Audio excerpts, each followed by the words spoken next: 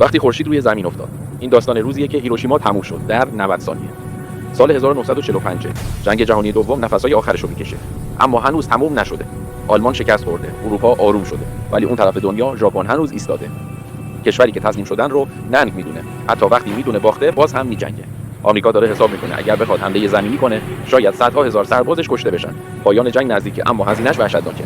سالهاست یک پروژه مخفی در جریانه، پروژه‌ای به اسم منهتن. دانشمندای نابغه شب و روز دارن روی یک سلاح کار میکنن. سلاحی که دنیا مثلش رو ندیده. اولین آزمایش که انجام میشه انفجارش همه رو ساکت میکنه. نه از خوشحالی، از ترس. بعضی‌ها همونجا میفهمن این فقط یک سلاح نیست. این نقطه بی بازگشته. حالا تصمیم با سیاستمداراست. یا ادامه جنگ طولانی و خونی یا یک ضربه نهایی.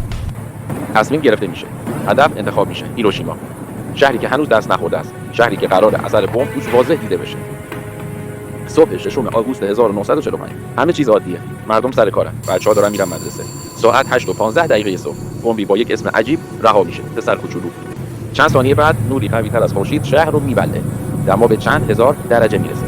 بعضی آدما حتی فرصت فریاد ندارن. بدنها ناپدید میشن و فقط سایه‌ها میمونن. سایه‌های روی دیوار. در همون لحظه ده‌ها هزار نفر کشته میشن. اما فاجعه تموم نمیشه. روزها و ماه‌های بعد بازمانده‌ها بیمار میشن. موها میریزه. بدنها از کار میفته. بهشون میگن هیپاکوشا، آدم‌هایی که زنده موندن. اما زندگی دیگه مثل قبل نیست. 3 روز بعد بمب دوم و در ناگازاکی. ژاپن دیگه راهی نداره. امپراتور برای اولین بار در تاریخ از رادیو با مردمش حرف میزنه. تسلیم. جنگ تموم میشه. اما یک چیز تازه شروع میشه. از اون روز به بعد انسان میفهمه میتونه با یک دکمه یک شهر رو نابود کنه. هیروشیما فقط پایان یک جنگ نبود، آغاز یک ترس بود. ترسی که هنوزم با ماست.